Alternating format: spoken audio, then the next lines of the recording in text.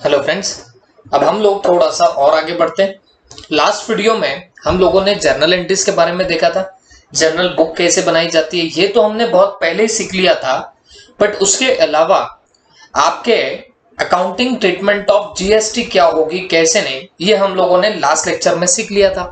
Okay, अब इसको हमको फर्दर प्रैक्टिस करना पड़ेगा by way of solving the problems. तो जैसे जैसे प्रॉब्लम्स आएंगे ये चीजें आप लोगों को ज्यादा ज्यादा क्लियर होती जाएगी। ओके, चल अब देखते हैं आगे क्या बोला गया। Generalized the following transaction in the books of Narendra journal stores. Okay, तो आपको जर्नलाइज करना है ट्रांजैक्शन को, और किसके बुक्स में आप लोग ये जर्नल एंट्रीज पास करना चाह रहे हो बच्चों, तो ये नरेंद्र जर्नल स्टोर्स में आप लोग एंट्रीज पास करोगे। ओके, तो देखो बच्चों, जब भी आपको जर्नलाइज बोला जाए, ओके, जब भी यहां पे आपको लिख के दिया जाए कि भाई जर्नलाइज करो फॉलोइंग ट्रांजैक्शंस वगैरह वगैरह, तो इसका मीनिंग क्या होता है ये आपको सबसे पहले समझ के लेना पड़ेगा। द मीनिंग इज दैट कि आपको कोई बंदा जर्नल एंट्रीज पास करने के लिए बोल रहा है। ओके, जब भी जर्नलाइज ये वर्ड आपको लिख के मिल जाए तो आप लोग क्या समझेंगे कि आपको जर्नल एंट्रीज पास करने के लिए बोली जा रही है। ठीक है, आई होप ये इतना समझ में आएगा।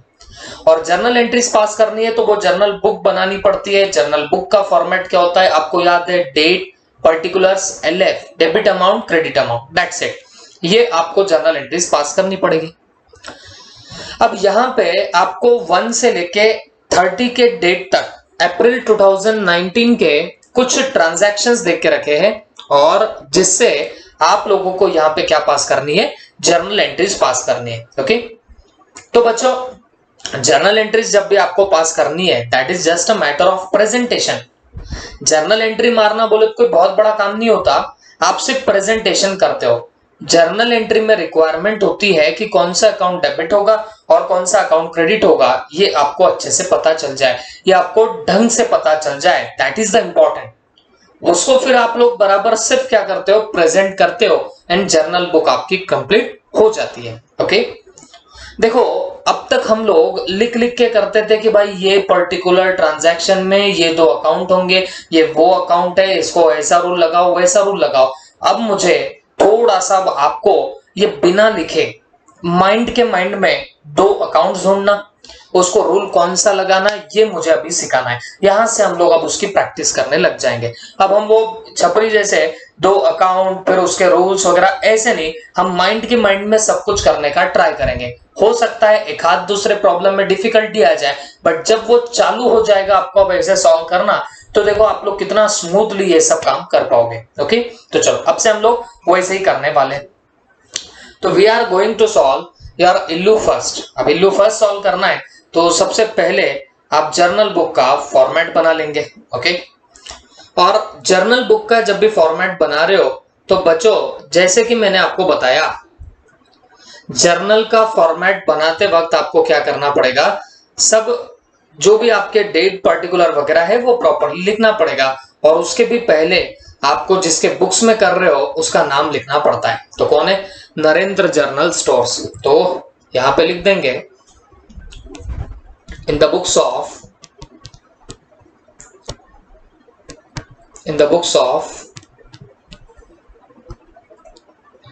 Narendra general store. Okay, Narendra general store. Okay, और इसके नीचे लिख देना जर्नल बुक। इसके नीचे लिख दो क्या, जर्नल बुक। ठीक है, तो ये हो गया आपका हेडिंग, ये हेडिंग आना चाहिए। और फिर अब बना लो आपका format. This is the format of your journal book.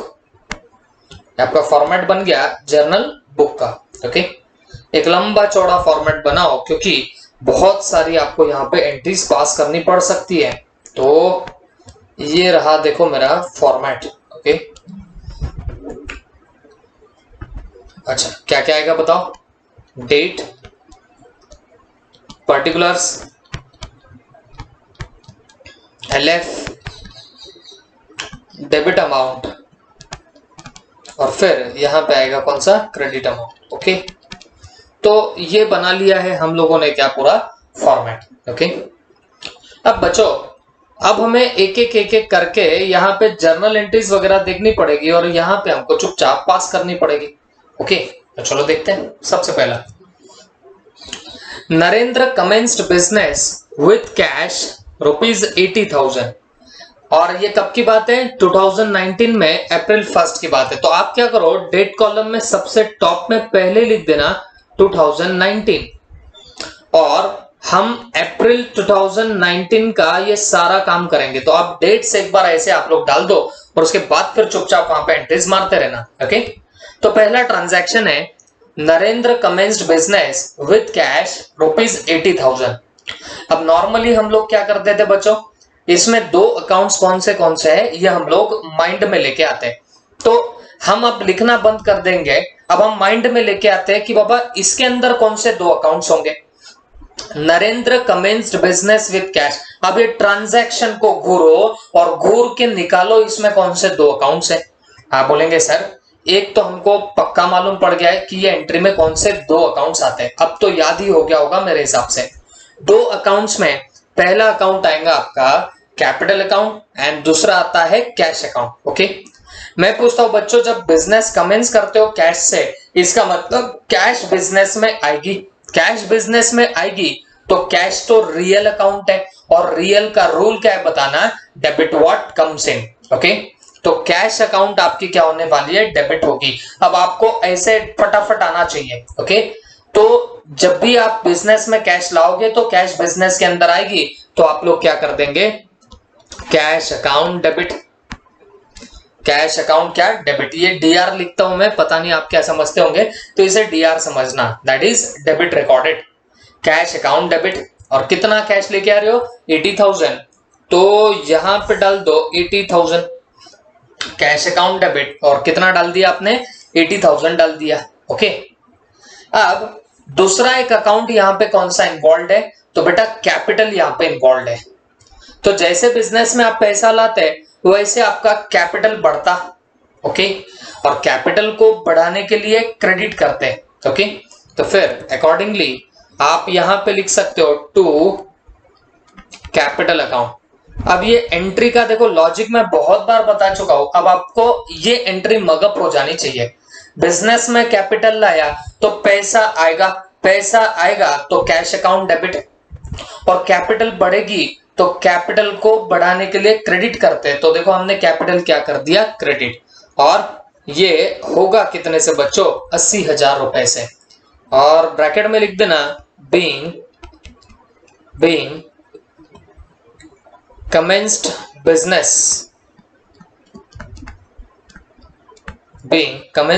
with cash। तो ये चीजें आप लोग वहां पे डाल सकते हो। तो 80,000 से आपका क्या हो गया बताना, बिजनेस यहाँ पे कमेंस हो चुका है। ओके, इसके बाद अब ये किस डेट की बात थी, ये 1 अप्रैल की बात थी, तो हमने 1 तारीख यहाँ पे डाल रखी है। फिर उसके बाद 3 तारीख को क्या हुआ, purchase goods from Kiran 40,000 on credit. Okay, देखो क्रेडिट पे गुड्स परचेस किया, और पहली बात ये परचेस ऑफ गुड्स है, तो जब परचेस ऑफ गुड्स होता तो एक अकाउंट डेफिनेटली परचेस अकाउंट आता है। और परचेस अकाउंट कौन से टाइप का अकाउंट है, तो ये नॉमिनल अकाउंट है, क्योंकि परचेसेस हमारे एक्सपेंडिचर है। तो अगर तुम्हारा परचेसेस नॉमिनल अकाउंट है, अगर परचेसेस तुम्हारे एक्सपेंडिचर है, तो आप मुझे नॉमिनल अकाउंट का रूल सिखा दो। तो आप बोलेंगे सर नॉमिनल अकाउंट का तो रूल है debit all expenses and losses. तो परचेसेस तुम्हारे क्या हो रहे बताना, एक्सपेंसेस है, तो it has to be what, debited. तो purchase of goods from Kiran किया, बाकी का तो हमको नहीं पता, बट इतना जरूर पता है 3 तारीख का ट्रांजैक्शन है और परचेसेस हमारे लिए एक्सपेंसेस है, तो हमने क्या किया, इसे डेबिट कर दिया, परचेस अकाउंट डेबिट। ओके, और कितने के परचेस किए, 40,000 के, तो डेबिट के कॉलम में लिख दो 40,000। ओके, अब दूसरा अकाउंट इसके अंदर कौन सा इन्वॉल्व है, देखो आपने क्रेडिट पे गुड्स परचेस किए, मतलब उधारी पे गुड्स परचेस किए। जब उधारी पे गुड्स परचेस कर रहे हो तो ये तो श्योर है कि आपके जेब से पैसा नहीं जाएगा, आपको पैसा देना बाकी है बच्चों। किसको देना बाकी है, किरण को आपको पैसे देने बाकी है। ओके, तो बच्चों अब जब भी क्रेडिट परचेस या जब भी क्रेडिट सेल होता तो वहां पे दूसरा अकाउंट कैश नहीं आता, वहां पे दूसरा अकाउंट तो पार्टी का नाम आता है। और यहाँ पार्टी कौन है बताओ? किरण। तो आप लोग यहाँ पे क्या कर देंगे? Purchase account debit to Kiran account. Why we are crediting the Kiran account? क्योंकि किरण पर्सनल अकाउंट है और हम गुड्स परचेस कर रहे थे, बट किरण तो गुड्स दे रही या दे रहा, क्योंकि ये दो नाम है, लड़की का भी हो सकता, लड़के का भी हो सकता। तो किरण तो गुड्स दे रहा या दे रही, तो किरण अगर गिवर है डेफिनेटली इसे क्या करना पड़ेगा? क्रेडिट ही करना पड़ेगा। तो हमने देखो क्या दे मारा? क्रेडिट दे मारा। और कितने का क्रेडिट दे मारा? 40,000 का। और यहां पे आप ब्रैकेट में लिख सकते हो being purchased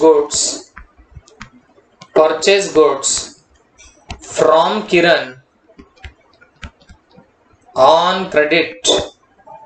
on what? Credit. तो क्रेडिट पे आप लोगों ने किरण से क्या किए बताना? गुड्स परचेस कर ली। ओके, इसके बाद 5th नंबर का ट्रांजैक्शन देखो। 5th नंबर नहीं बोल सकते, 5 तारीख का ट्रांजैक्शन देखो क्या है। 5th को आप लोगों ने रेंट पे किया और कितना पे किया? 2000 का पे किया। तो इसमें फटक से आपका दिमाग चलाओ और मुझे बताना कौन से दो अकाउंट्स इसमें इन्वॉल्व है। तो आपने बोलना सर रेंट पे किया ना, तो एक अकाउंट तो डेफिनेटली रेंट अकाउंट है। ओके, और दूसरा अकाउंट क्योंकि आपने पेड किया ना, इसका मतलब आपने पैसा पे किया। ओके, तो second account will be your what? Cash account. Is that clear? तो रेंट आपने पे किया है, तो आपके दो अकाउंट्स यहां पे कौन से आ रहे ट्रांजैक्शन में? एक तो रेंट आएगा और दूसरा कैश आएगा। रेंट आपके लिए एक्सपेंडिचर है, तो rent account will be yours nominal account. और नॉमिनल का रूल क्या है बच्चों? Debit all expenses and losses, credit all incomes and gains. क्योंकि आप रेंट पे कर रहे हो तो ये तुम्हारा एक्सपेंडिचर है, तुम्हारा एक्सपेंडिचर है, तो it has to be what? Debited. इसको डेबिट करना पड़ेगा। तो ये 5 तारीख की बात है। 5 को क्या हुआ? रेंट अकाउंट डेबिट हुआ। 5 को क्या हुआ? रेंट अकाउंट डेबिट हुआ। अरे कितने से डेबिट हुआ? 2000 से डेबिट हुआ। Okay, rent account will be debited over here by how much amount? 2000 rupees. ठीक है, अब इतना होने के बाद एक बात मुझे आप लोग बताओ, रेंट तो पे कर दिया आपने 2000 का, अब आपके पास से क्या गया? तो आपके पास से गया पैसा, कैश आपके पास से गई है। ओके, तो अगर कैश आपके पास से गई है तो मुझे एक बात बताओ, कैश आपके पास से गई तो कैश को आपको क्या करना पड़ेगा? क्रेडिट करना पड़ेगा, क्योंकि cash is your real account और रियल का हमारा रूल क्या है? Debit what comes in, credit what goes out. तो कैश आपके पास से जारी, तो आपने क्या कर देना? उसे क्रेडिट कर देना। तो अकॉर्डिंगली हम लोग क्या करेंगे बच्चों? टू कैश अकाउंट करेंगे। अब आपको ये तो चीजें पता है, जिसको डेबिट करते हैं उसे डीआर से डिनोट करते हैं और जिसको क्रेडिट करते हैं उसे टू से डिनोट करते हैं। तो टू कैश अकाउंट। और कितना आएगा बच्चों? 2000। रेंट हमारा एक्सपेंडिचर है तो रेंट डेबिट कर दिया, कैश हमारे पास से जारी तो कैश हमने यहाँ पे क्रेडिट कर डाली। ओके, और कितने से किया बच्चों? 2000 से। यहां पे लिख देना being rent paid. Being what? Rent paid. तो रेंट का आपने क्या कर दिया? पेमेंट कर दिया। तो यहां पे आप लोगों ने वो भी लिख देना है। ओके, ये फॉर्मेट को मैं जरा सा और बढ़ा देता हूं, क्योंकि आप अगर देख रहे होंगे तो प्रॉब्लम की लेंथ काफी बड़ी है, बड़ा प्रॉब्लम है, काफी सारे ट्रांजैक्शंस उसमें आपको देखने मिल सकते हैं। ठीक है, तो मैंने और बढ़ा दिया।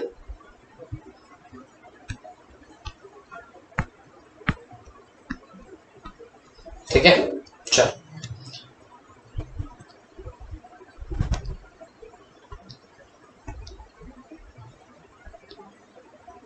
आगे नेक्स्ट ट्रांजैक्शन पे हम लोग पढ़ते हैं। 10th नंबर का ट्रांजैक्शन है, sold goods to mister Vikas 5500 on credit. आपने क्या किया, गुड्स सेल किए, ये वेरी इंपॉर्टेंट, गुड्स सेल कर दिए, इसका मतलब एक अकाउंट तो पक्का तुम्हारा सेल्स अकाउंट आएगा। ओके, और किसको सेल किए, विकास को ऑन क्रेडिट। जब भी क्रेडिट पे होता है बच्चों, सेल बोलो या परचेस बोलो, तो ये फॉर श्योर है कि आप लोगों का पार्टी अकाउंट वहां पे आने वाला है, बाकी का कोई अकाउंट नहीं आएगा। तो अगर तुम लोग क्रेडिट पे सेल कर रहे हो तो फिर डेफिनेटली यहाँ पे पार्टी अकाउंट आपका आने वाला है। ओके, तो sold goods to mister Vikas on credit बोल रहे हो तो फिर आपको यहाँ पे पार्टी अकाउंट जरूर जरूर लेके आना पड़ेगा। ओके, तो अब मुझे एक बात बताओ, आप लोग यहाँ एंट्री क्या पास करने वाले और किस डेट की एंट्री आएंगी, तो ये मैं क्लैरिफाई करा दो। 10th नंबर की आपकी एंट्री है, मैं बोलूंगा भाई 10 अप्रैल की आपकी एंट्री आने वाली है। Sold goods to mister Vikas 5500 on credit. तो बच्चों आप लोग यहाँ पे करने क्या वाले हो, विकास अकाउंट डेबिट। अब क्यों विकास अकाउंट डेबिट किया, देखो दो अकाउंट, तो एक सेल्स आएगा और एक विकास अकाउंट आएगा। अब विकास अकाउंट पर्सनल अकाउंट है, ठीक है, विकास अकाउंट इज पर्सनल अकाउंट और पर्सनल का रूल है debit the receiver credit the giver. जब हम विकास को सेल कर रहे गुड्स तो मतलब विकास को गुड्स मिल रहे, मतलब विकास क्या बन रहा, रिसीवर बन रहा, तो रिसीवर है तो that is why the Vikas account will be debited. तो आप क्या करने वाले हो बच्चों, विकास अकाउंट डेबिट करोगे, विकास account debit.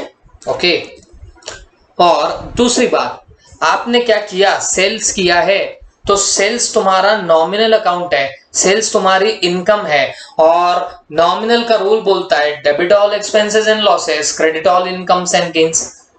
If sales is your income तो आप उसे डेफिनेटली उठा के क्या कर दोगे, क्रेडिट कर दोगे। तो एंट्री क्या बन रही है बच्चों, Vikas account debit to sales account, Vikas account debit to sales account. Okay, तो ये कितने की एंट्री आएगी, 5500 की एंट्री आएगी। देखो बच्चों मैं एक बात बताता हूं, काफी लोगों को ये एंट्रीज बाद में रट जाती है। ओके, मगअप हो जाती है, एक्सपेंडिचर पेड किया तो एक्सपेंडिचर का नाम टू कैश, क्योंकि कैश जारी है, ऐसे बहुत लोगों को मगअप हो जाती है। और डेफिनेटली आप लोग भी जब रिकरिंगली बहुत सारे प्रॉब्लम सॉल्व करोगे तो आपको भी ये एंट्रीज मगअप हो जाएगी। But I am telling you guys, 11th वगैरह पास करनी है, सिर्फ 12th पास करना है तो मगिंग अप काफी है। बट आपको अगर आगे तक बहुत दूर तक जाना है तो ये बात श्योर शॉर्ट आप पकड़ के चलो, मगिंग अप से कुछ काम नहीं होगा। आपको भले थोड़ा थोड़ा टाइम जरूर लगेगा, बट ये टाइम लगते लगते लगते जो प्रैक्टिस हो जाएगी, ये माइंड जो डेवलप हो जाएगा, वो फटाक से ट्रांजैक्शन देख के 2 अकाउंट ढूंढने निकलेगा, 3 अकाउंट ढूंढने निकलेगा और एंट्री बना के छोड़ेगा। बट ये होगा, but that will be bye practice. Okay, shortcut हमें मारना नहीं है। तो बताओ क्या एंट्री आएगी आपकी, Vikas account debit to sales account आपकी एंट्री आएंगे। ओके, तो यहां मैं लिख देता हूं being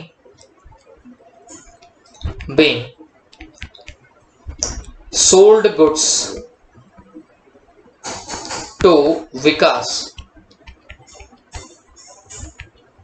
on credit, okay, being sold goods to Vikas on what, credit। तो क्रेडिट पे आप लोगों ने क्या कर दिया, सेल्स कर दिया। तो ये हुई आपके 4 ट्रांजैक्शन की एंट्रीज। ओके, 10 तारीख तक हमने काम कर दिया। अब बचे बाकी के 4 transaction, 4 transactions are there. Purchased furniture 30,000 जिस पे जीएसटी लगा है 18%। अब मैंने आपको कल ही ये समझाया, आपने गुड्स परचेस नहीं किए, आप लोगों ने तो फर्नीचर परचेस किया।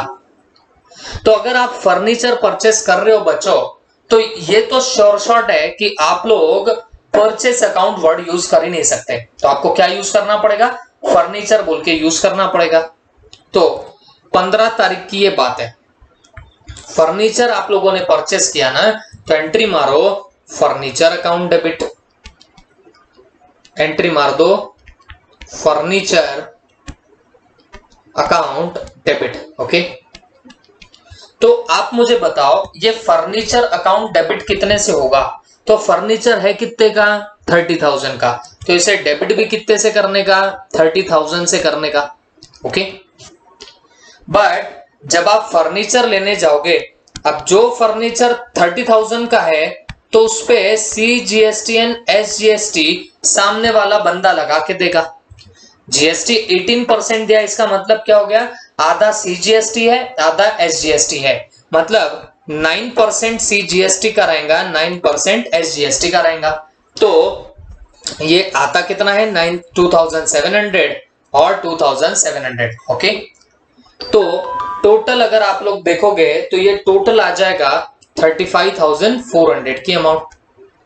ये टोटल कितना आ जाएगा, 35,400 में फर्नीचर आ जाएगा। मुझे एक बात बताओ, फर्नीचर परचेस करना था तो उसकी एक्चुअल में वैल्यू तो 30 थी, बट क्योंकि उस पे GST भी लग गया तो हमें तो कितना पैसा देना पड़ेगा, 35,400 देना पड़ेगा। Is that clear? तो बच्चों, आपको नहीं लगता कि ये CGST और SGST का हमें ज्यादा पैसा देना पड़ेगा? तो ये हमारे लिए एक्सपेंडिचर बन गए, और नॉमिनल रूल के हिसाब से तो एक्सपेंडिचर को डेबिट करते। तो आप यहां पे क्या करोगे, CGST एंड SGST को डेबिट करने वाले हो। But don't forget that previous lecture मैंने आपको बोला था, जब भी कोई चीज परचेस करोगे, परचेस करने पे डायरेक्ट CGST SGST मत लिखना, इसको इनपुट CGST इनपुट SGST लिखना। और जब सेल करोगे तो आउटपुट CGST आउटपुट SGST ऐसे हम लोग लिखने वाले। तो फर्नीचर अकाउंट डेबिट, फिर यहां पे लिख देना input CGST account debit, input CGST account debit, और कितने से डेबिट होगा, 2700 से। वैसे ही इनपुट SGST अकाउंट, ओके, और कितने से होगा, ये भी 2700 से। ओके, तो फर्नीचर तो बेचारा 30,000 का था, बट ये बलजबरी के दो खर्चे लगे, कौन से, GST के, तो वो 2700 डेबिट 2700 डेबिट, तो दो बार आपने कर दिया। बट एक बात बताओ, एट लास्ट हमें पैसा कितना पे करना पड़ेगा, 30,000 भले ही फर्नीचर का हो, बट 5,400 तो GST का देना ही पड़ेगा। तो इन शॉर्ट आपको आपके जेब से कितनी कैश पे करनी पड़ेगी, 35,400 की। तो क्योंकि कैश आपके पास से जाएगी तो आप उसे क्या करने वाले हो, क्रेडिट। तो यहां पे लिख देना टू कैश अकाउंट, और ये कैश अकाउंट डाल देंगे कितने से बताओ, 35,400, क्योंकि पैसा तो आपको टोटल इतना ही देना है। बच्चों, ये एंट्री हो जाती है compound journal entry. Compound journal entry किसको बोलते हैं, या तो एक से ज्यादा डेबिट है या तो एक से ज्यादा क्रेडिट है, तो वो बनती है कंपाउंड जर्नल एंट्री। तो अगर तुम ये पर्टिकुलर एंट्री देखोगे तो यहां डेबिट एक से ज्यादा है, तो अगर एक से ज्यादा डेबिट है तो it becomes what, compound journal entry. I hope all of you have understood it well. Okay, तो this is your what, compound journal entry. तो हमारी कैश गई 35,400, और आप लगा तो चेक कर लो, डेबिट की टोटल क्रेडिट की टोटल से मैच करेगी। 30,000 और ये 5,400, दैट कम्स टू 35,400। तो ये हमारी टोटल टैली हो रही है। तो आप यहां पे लिख देना being purchased furniture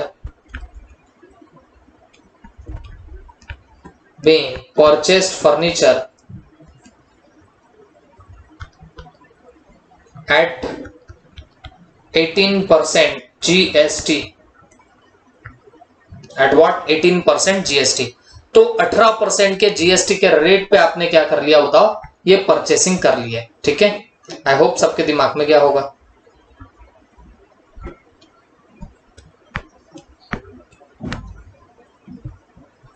अब इसके बाद थोड़ा सा हमें और आगे बढ़ना पड़ेगा। ओके, अब आगे क्या है, देखो, ये 15 तारीख का ये हमारा तो काम हो गया। नेक्स्ट है 18 को। 18 में क्या लिखा हुआ है, received bearer cheque of ₹25,000 from mister Vikas. तो बेयरर चेक मिला विकास से। ओके, तो बच्चों अब हमेशा याद रखना, जब आपको ऐसे चेक मिल जाए जैसे अब यहाँ पे बियरर चेक मिल रहा है।